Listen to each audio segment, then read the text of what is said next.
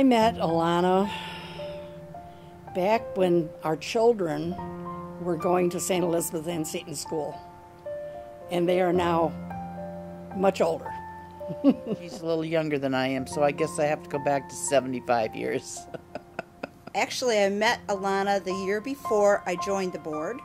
My husband was already on the board, and she amazed me. If I had to describe Alona in 3 words, I would find it very difficult to just sort out 3 words, but I do find her very enthusiastic, ambitious, and hardworking. She's a well-known figure in Dunkirk and Fredonia and the surrounding areas. She steps up to the plate, and you'd never think that she would be the one that would spur something on. She just gets things done. Just pick up the local paper or one of the little papers in town, and Alona was either doing something or part of something or giving service to others. Particular that I can remember is her work with the hospital, especially with the auxiliary, I think it was. Also with the Scouts. Alona has done a lot of great things for the library, both in her tenure as a board member and just as a local citizen. She has been an extremely generous donor to our children's program in particular.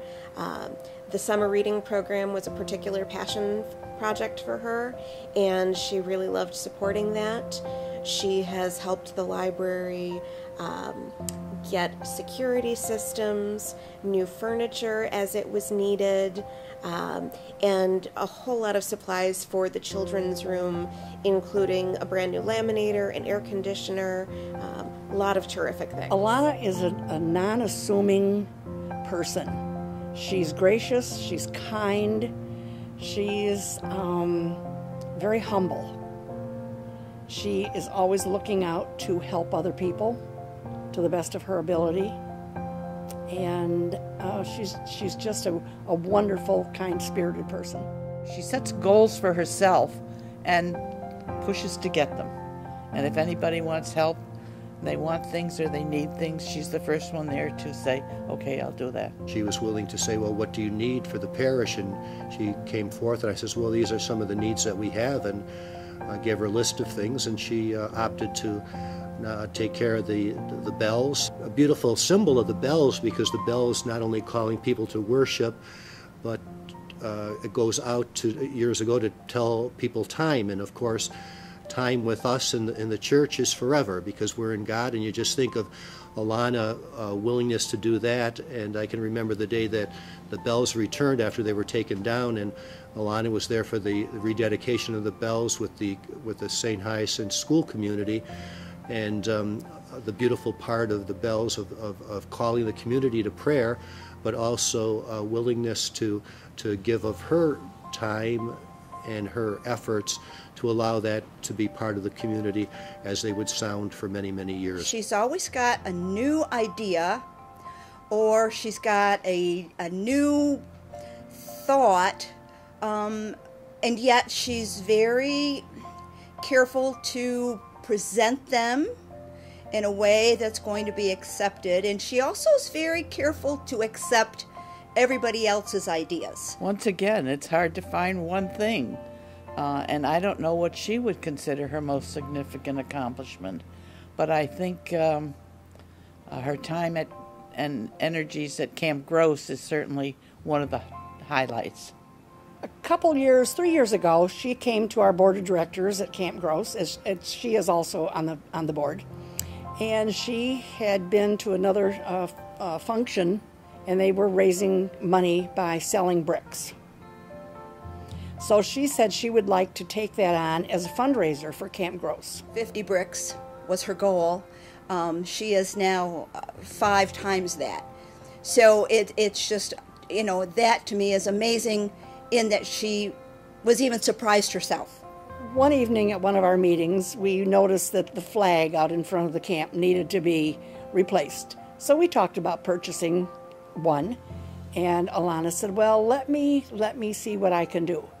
And she called a congressman, and a few days later, we had a brand new flag, and it had been flown over the Capitol. She saw a need for a sidewalk that went to the heated bathhouse, so she donated money for that. And because she said with people with walkers or wheelchairs needed something that was smooth.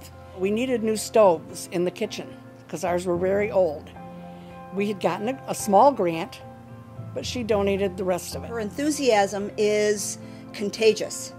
Things that she wants to do, things that she does, she is constantly making others feel that same excitement about a particular project. Alona inspires me with her generosity and her dedication to the community.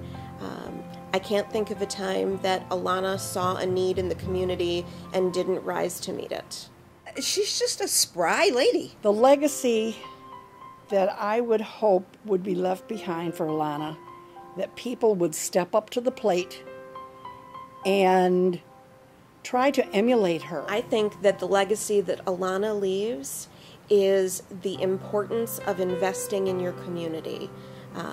Taking the resources that you have as an individual and applying them to help others. She was never afraid to do that. Just her enthusiasm, her generosity, her ability to do whatever she wants to do, and how she's done what she's done with her 6 children and her husband and a huge big house and all her education.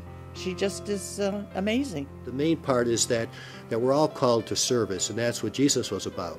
And so Alona is that for many, not only in the church areas, but in the community, that she makes a difference, that she becomes Eucharist for others, that we're all called to do. We're doing this interview about the beautiful award Footprints, and what a difference that we all can make, an example of what Alona has been for our church, but hopefully as it goes on in the broader community, as she made such a difference and continues to make a difference. And so I hope that she can inspire all of us in many ways. The gifts that Alona has shared with so many of us, I hope that we can not only be grateful for, but that we honor her, but we really honor the heart of Alona and the goodness that she shares with us and our community at large. Alona is leaving behind a legacy for many different areas of the community, whether it's at the hospital or at Camp Gross, at her church. There just are so many places where she's going to be remembered and alluded to over time.